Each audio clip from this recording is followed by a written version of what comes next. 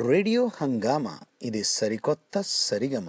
Radio హంగామా ఇది మీ అందరి తెలుగు రేడియో మామ. కోడూరి మరకతమణి కీరవాణి గారు మనతో పాటు ఇప్పుడు ఫోన్లో ఉన్నారండి. 225 చిత్రాలకు పైగా ఇండియన్ ఫిల్మ్స్కి, తెలుగు, తమిళ్, కన్నడ, మలయాళం భాషలకు సంబంధించిన సినిమాలన్నిటికీ సంగీతాన్ని సమకూర్చి ఎన్నో అవార్డ్స్, నేషనల్ అవార్డ్స్ సైతం అందుకున్న ప్రముఖ సినీ సంగీత దర్శకులు కీరవాణి గారు మనతో పాటు ఇలా ఆన్ ఇయర్ రావడం చాలా సంతోషంగా ఉంది. ఎన్నో మరుపురాని మధురమైన బాణీలు అందించిన కీరవాణి గారు, ద మ్యాజికల్ మ్యూజికల్ కీరవాణి గారు. నమస్కారం కీరవాణి గారు, ఎట్లా ఉన్నారు? మీరు బాగున్నారండి? మేము అందరూ బాగున్నాం సార్.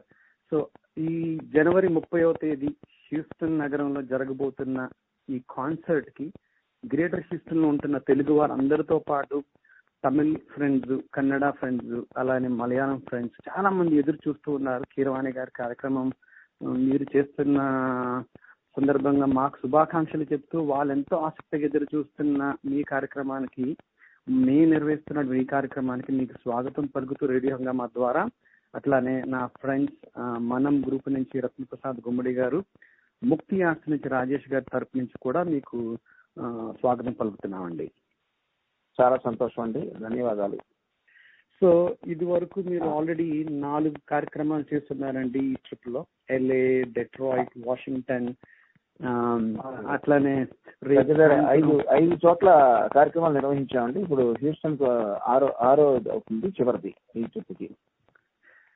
అవునండి. సో హ్యూస్టన్ లో ఎట్లా ఉండబోతుంది ఈ కార్యక్రమం అని అందరూ ఎదురు చూస్తూ ఉన్నారు. కీరవాణి గారు 2-3 సార్లు ఇంటర్వ్యూలో కూడా అన్నారు హ్యూస్టన్ నేను వెళ్ళాలి అని. సో కీరవాణి గారు ఎట్లాంటి ప్రోగ్రామ్ ని మాకు చూపించబోతున్నారు, ఎనీ స్పెషల్ సర్ప్రైజెస్, ఎట్లా ఉండబోతుంది కార్యక్రమం అని అందరూ కుతూహలంగా వెయిట్ చేస్తున్నారు. సో మరి మీరు వాళ్ళకి చెప్పే మెసేజ్ ఏంటండి? నేను హ్యూస్టన్కి రావడం ఫస్ట్ టైం అండి. ఇప్పుడు నిర్వహించిన కార్యక్రమాలన్నీ కూడా ఇదివరకు 2-3 సార్లు రావడం జరిగింది. బట్ హ్యూస్టన్ అనే సిటీకి నేను మొట్టమొదటిసారిగా వస్తున్నానండి. హ్యూస్టన్ లో ఉన్న క్రౌడ్ కూడా ఎప్పటి నుంచి అక్కడ స్థిరపడిన వారు, సంగీతం అంటే చాలా మక్కువ కలిగిన వారు అని చెప్పి నాకు గీతామాధురి చెప్పిందండి. తను నాకన్నా చాలా సార్లు ఇక్కడ అన్ని చోట్ల కవర్ చేసింది US ని.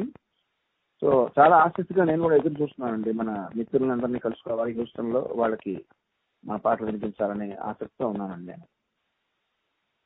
Wonderful sir. సో దాదాపుగా 26 సంవత్సరాలు మీ ఈ ప్రయాణంలో దాదాపు ఒక 225 చిత్రాలకు మీరు సంగీతం సమకూర్చారు. ప్రస్తుతం ఉన్న సంగీత దర్శకత్వం వహించే వాళ్ళలో ముఖ్యంగా సంగీత ప్రధాన చిత్రాలకు సంగీతం సమకూర్చగలిగే వాళ్ళు మీరొక్కరే.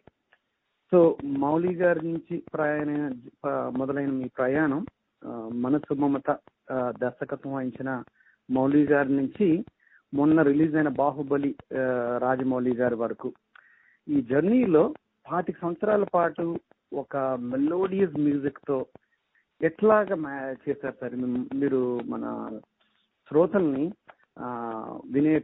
చూసే ప్రేక్షకుల్ని, తెలుగు వారందరినీ, సౌత్ ఇండియన్స్ అని కాదు, నార్త్ ఇండియన్స్ కాదు, మీ మ్యాజిక్ తో what is that special thing about that Keeravani గారు మ్యాజిక్ అండి మీ మ్యూజిక్ లో?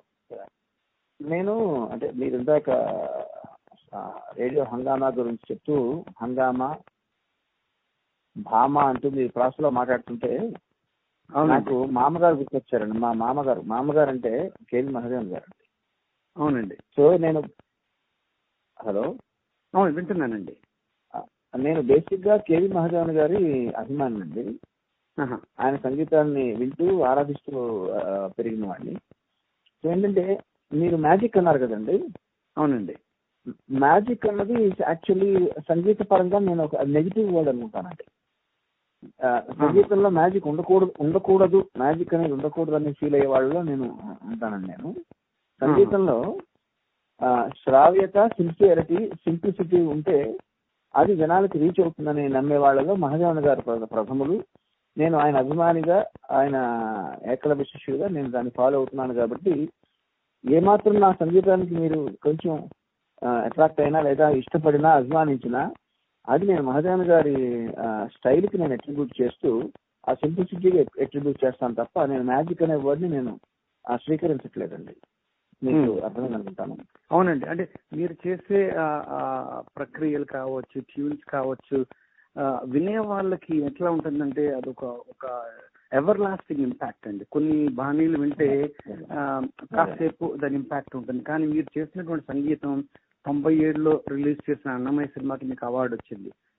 దాదాపు 17 సంవత్సరాలుగా అవుతుంది. కానీ ఇప్పటికీ కూడా భక్తి రసమైన గీతాలు ఏదైనా వినాలి అనుకుంటే అందరూ అన్నమయ్య, చిత్రమ్మ గారి పాటలు, బాలు గారి పాటలు, ఆ మ్యాజిక్ అంటున్నాను. అంటే మీరు చేసినటువంటి మ్యూజిక్ మా మైండ్ మీద మీరు అభిమానంతో అన్నారని అర్థమైంది. మ్యాజిక్ అవునండి. కాకపోతే మ్యాజిక్ అనే నేను అలా అనుకోనండి. నేను సంగీతాన్ని సిన్సియర్గా ఒక ప్రాక్టీస్ చేసిన వాళ్ళు అవునండి సాహిత్యాన్ని కూడా ఈక్వల్ గా గౌరవించాలని నా అభిప్రాయం అండి. ఎప్పుడైతే సాహిత్యాన్ని గౌరవించామో, సాహిత్యం సంగీతం విడదీయరానటువంటి 2 ఎలిమెంట్స్ కాబట్టి అవి కళారూపాలండి, సరస్వతీదేవి యొక్క అనుగ్రహం అది. సో ఆ సాహిత్యాన్ని మనం అభిమానించి ప్రేమించినప్పుడే సంగీతం కూడా షైన్ అవుతుంది అన్న ఉద్దేశం అండి. అంటే 2 విడదీయడానికి ఎలిమెంట్స్ అవి. అవును, అందువల్ల అట్లా అన్నాను నేను. అదే భాష ప్రధానంగా తీసుకోవాలి, భాష ప్రధానంగా ఉండాలండి సంగీతానికి.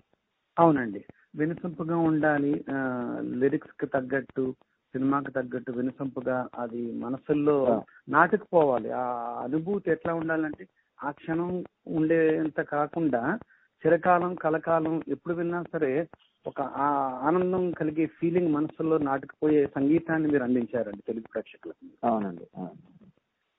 సార్ అట్లాగే సార్ మీరు ఇప్పుడు సాంఘిక సినిమాలు, మా క్లాస్ ప్రేక్షకులకి ఇష్టమైన సినిమాలకు సంగీతం సమకూర్చారు. ఈ అన్నమయ్య ప్రాజెక్టు, శ్రీరామదాస్ ప్రాజెక్టు, షిరిడి సాయిబాబా ప్రాజెక్టులు, ఇట్లాంటి ఆఫర్లు మీకు వచ్చినప్పుడు ఎట్లా ఫీల్ అయ్యారు? ఏదన్నా ఒక స్పెషల్ ఇది ఎట్లా చేయాలి, కొత్త రకంగా ఏదైనా చేయాలా, ఇట్లాంటి ఏమన్నా మీరు మనసులో ఆలోచనలు రావటం, లేకపోతే ప్రాజెక్ట్ ని ఎట్లా డెలివర్ చేయాలి, ఎట్లా కష్టపడ్డారు? I think that's a big change కదండి. మీరు చేస్తున్నటువంటి సినిమాలకి కొత్తగా ఆ సమయంలో 97లో ఈ ప్రాజెక్టులు వచ్చినప్పుడు మీరు ఎట్లా ఫీల్ అయ్యారు సార్? హ్యూజ్ రెస్పాన్సిబిలిటీ లేదు? మామూలుగా సినిమాలు చేసేటప్పుడు భయంతో చేస్తామండి. అవునండి. అంటే భయం అంటే ఇది మిస్ఫైర్ అవ్వకూడదు అనే భయం. అంటే భయం ఉంటుంది. ఏ సినిమా చేసినా భయం ఉంటుందండి. మీరు చెప్పిన సినిమాలు, ఈ అన్నమయ్య రామదాసు లాంటి సినిమాలకి భయభక్తులు, దానికి భక్తి కూడా యాడ్ అవుతుంది. సో భయభక్తులతో చేస్తాం, మిగతా వాళ్ళకి భయపడుతూ చేస్తామండి. అది తేడా. అంటే ఆల్రెడీ ప్రజాదరణ పొందినటువంటి అన్నమాచార్య కీర్తనలు సినీ ప్రేక్షకులకి ఇష్టపడే రూపంలో చేయటం అన్నది చాలా గొప్ప విషయం. అది సక్సెస్ఫుల్ గా దాన్ని డెలివర్ చేసి అవార్డులు, రివార్డులు ఎన్నో నేషనల్ లెవెల్లో అందుకున్నారు. దానికి మీకు ప్రత్యేకంగా ధన్యవాదాలు తెలుపుతూ శుభాకాంక్షలు కూడా తెలుపుతున్నాను. ఎందుకంటే ఫస్ట్ అనుకునే వాళ్ళు నాగార్జున గారు ఏంటి, ఈ సినిమా ఏంటి అని. తర్వాత అందరూ చిరకాలం గుర్తుండిపోయేటట్టు మీరు ఆ ప్రాజెక్ట్ రాఘవేంద్రరావు గారు చేయటం ఏంటి, మీరు మ్యూజిక్ అందించడం ఏంటి. ఇప్పటికీ కూడా అందరూ నాగార్జున గారి కెరియర్ లో మీరు చేసినటువంటి 16-18 సినిమాల్లో I think the best movie అందరూ పక్కన ఎవరన్నా అడిగితే సో బాగుంది sir. I know you have your busy. మరి రేపు జరగబోయే శనివారం కార్యక్రమానికి మా శ్రోతలకు, హ్యూస్టన్ ప్రేక్షకులకు మీ స్పెషల్ ఇన్విటేషన్ వినిపించాలని నేను మిమ్మల్ని కోరుతున్నాను సార్. ఎట్లా మీరు రేపు జరగబోయే కార్యక్రమంలో? అవునండి, మేము రిహార్స్ చేసిన పాటలు చాలా తక్కువగా ఉంటాయి.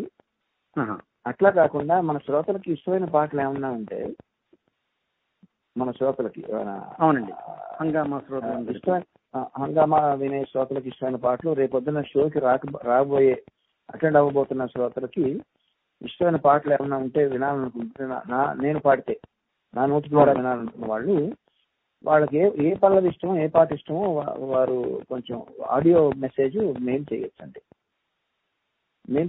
మీరు కోరిన పాటలు అనే కార్యక్రమం మీరు వినే ఉంటుంటారు.